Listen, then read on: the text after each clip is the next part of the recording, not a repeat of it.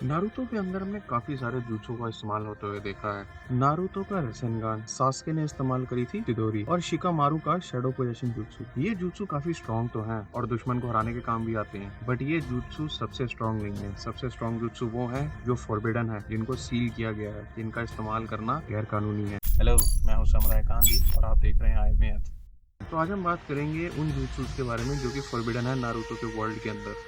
तो शुरुआत करते हैं ट्विन स्नेक सैक्रिफाइस जुत्सु से। इस जुत्सु का इस्तेमाल हमने ओरोचिमारू को सबसे पहले करते हुए देखा था, और आंको भी इसका इस्तेमाल करती है क्योंकि उसको भी ओरोचिमारू ने ही सिखाया था ये जुत्सु।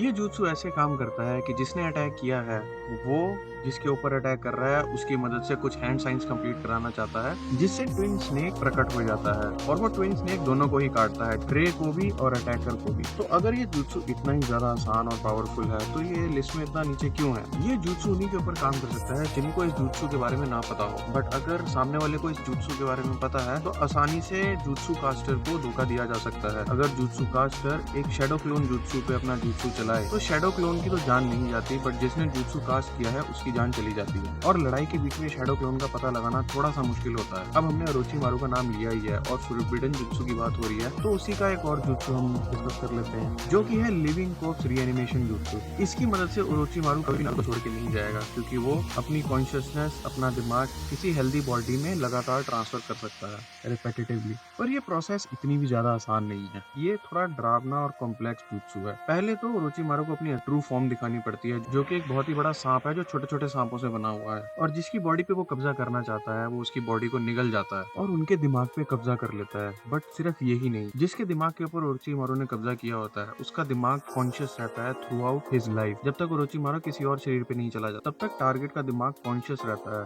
बट वो ओरोचिमारू के एक्शंस का कोई जवाब नहीं दे सकता। जैसे ही ओरोचिमारू टारगेट की बॉडी के ऊपर कब्जा कर लेता है, उसके माइंड के ऊपर कब्जा कर लेता है, टारगेट की बॉडी को अपने हिसाब से ढाल लेता है, ट्रांसफॉर्म कर लेता है, फिजिकल अपीयरेंस और स्पीच भी। दिमाग और ऑर्गन्स की बात हो रही है तो हम अब आ जाते हैं अर्थ ग्रज फियर टेक्निक पे, जो कि हिडन वाटरफॉल विलेज का जुत्सु है, जो कि कात्सुकी मेंबर काकुजू ने चुराया था और वही उसको इस्तेमाल करता है। इस जुत्सु को इस्तेमाल करके काकुजू एक टाइप का अमर इंसान है। काले धागों को मैनिपुलेट करके अपने शरीर के ऊपर कोई भी इंजरी को हील कर सकता है। छोटा सा कट हो, बड़ा कट हो, अगर उसकी बाजू कट गई हो तो उसको भी रीअटैच कर सकता है वो काले धागों से। नर्व और मसल्स वो भी इंजर हो जाएं तो उनको भी रीअटैच कर सकता है उन काले धागों से। अगर कोई ऑर्गन बुरे तरीके से डिस्ट्रॉय हो जाता है तो काकुजू काले थ्रेड से अपने दुश्मन के शरीर से कोई भी ऑर्गन चाकरा चुरा सकता है अपने आप को कंप्लीट करने के लिए, और ऐसा उसने किया भी है। जैसा कि हमें दिखता है कि काकुजू के पास 4 एडिशनल हार्ट है जो कि उसने बहुत ही स्ट्रॉन्ग शिनोबी से चुराए हुए हैं, और उसके पास 5 एलिमेंट्स की पावर भी है, और काकुजू ये चारों हार्ट अपनी बॉडी से डिटैच करके एक इंडिविजुअल बॉडी भी क्रिएट कर सकता है। मीनिंग काकुजू के पास 4+ बॉडीज हैं, और अगर काकुजू का मेन हार्ट डिस्ट्रॉय हो जाए तो वो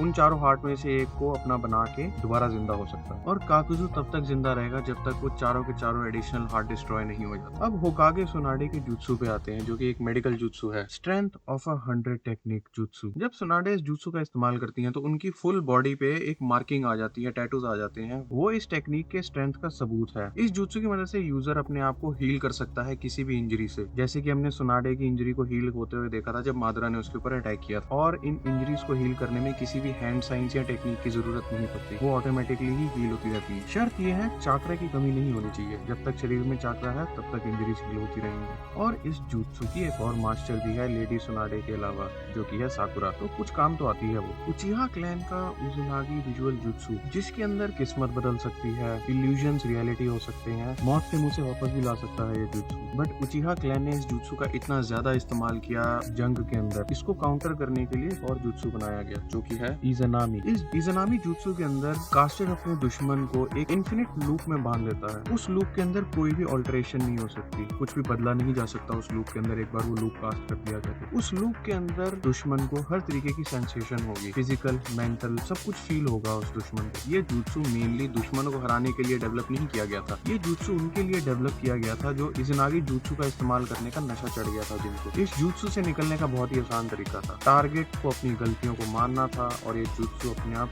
रिलीज हो जाता है। नारुतो उजुमाकी ने भी एक फॉरबिडन जुत्सु क्रिएट किया है जो कि है रासेन शुरिकन। ये एक ऐसा डिस्ट्रक्टिव जुत्सु है जिसके अंदर दुश्मन के सेल्स के ऊपर अटैक होता है, सेल लेवल पे अटैक होता है इस jutsu का। ये अटैक होने के बाद लाखों छोटी छोटी नीडल्स आ जाती हैं जो कि दुश्मन के ऊपर अटैक करती हैं, उसके सेल के ऊपर अटैक करती हैं और उसको डिस्ट्रॉय कर देती हैं। और सिर्फ सेल्स पे नहीं, ये नीडल्स चाक्रा को भी अलग कर सकती है बॉडी से, और ये डिस्ट्रक्शन मेडिकल jutsu से भी हील नहीं हो सकती। और इसका डैमेज इतना खतरनाक भी हो सकता है कि वो इंसान दोबारा कभी भी jutsu इस्तेमाल करने लायक नहीं रहता। और शुरुआत में नारुतो भी इसका इस्तेमाल बहुत कम ही कर सकता था, और नारुतो की बॉडी से उसका चाक्रा अलग हो सकता था अगर वो इसका इस्तेमाल बार बार करता रहता। बट नारुतो ने सेज मोड सीख लिया, उसकी वजह से वो इस jutsu का इस्तेमाल लगातार कर सकता है। सेन jutsu की मदद से नारुतो इस अटैक को कभी भी कर सकता था। पटेल 20 का चाक्रा रासेन शुरिगन के अंदर मिला के नारुतो एक और भी बड़ा अटैक क्रिएट करता है जो कि है सुपर टेल बेस्ड रासेन शुरिगन। अब नारुतो की बात हो ही गई है तो उजुमाकी क्लैन के बारे में भी थोड़ा बात कर लेते हैं, जिन्होंने क्रिएट किया था रिपर डेथ सील। जैसे ही हम इस jutsu के हैंड साइन पूरे करते हैं, शिनिगामी आता है जो कि गॉड ऑफ डेथ है। और जैसे ही गॉड ऑफ डेथ आता है, सबसे पहले तो जिसने वो jutsu को कास्ट किया है वो उसकी थोड़ी सी सोल लेता है। फिर वो शिनिगामी बिना बताए दुश्मन की चेस्ट के अंदर हाथ डालता है और उसकी सोल अपने अंदर ले लेता है, उसको सील कर देता है, जिससे कि कास्टर की सोल और टारगेट की सोल इटर्नल बैटल कर सकते हैं उसके पेट के अंदर। जितना मर्जी ये jutsu स्ट्रॉन्ग साउंड कर रहा हो, बट इसकी सक्सेस रेट सिर्फ और सिर्फ कास्टर की स्ट्रेंथ पे डिपेंड करती है। अगर कास्टर बहुत ही ज्यादा ताकतवर है, जैसे कि फोर्थ होकागे मिनातो, जिन्होंने अपनी सोल के साथ साथ 9 टेल बीस्ट की आधी सोल को अपने अंदर सील किया था। और अगर आप थर्ड होकागे हैं तो आप सिर्फ ओरोचिमारू की बाजू ही सील कर सकते हैं। अब फॉरबिडन jutsu की लिस्ट में एक ऐसी टेक्निक आ रही है जो कि jutsu है ही नहीं। ऐसा काम कौन कर सकता है माइट गाय के अलावा? बट माइट गाय, जिसको मादरा ने सबसे ताकतवर घोषित किया है, वो इस लिस्ट में ना हो, ऐसा हो नहीं सकता। मैं बात कर रहा हूँ 8 गेट टेक्निक की, खासकर opening of the 8 gate, gate of death. Gate of death को मास्टर किया है माइट गाय ने।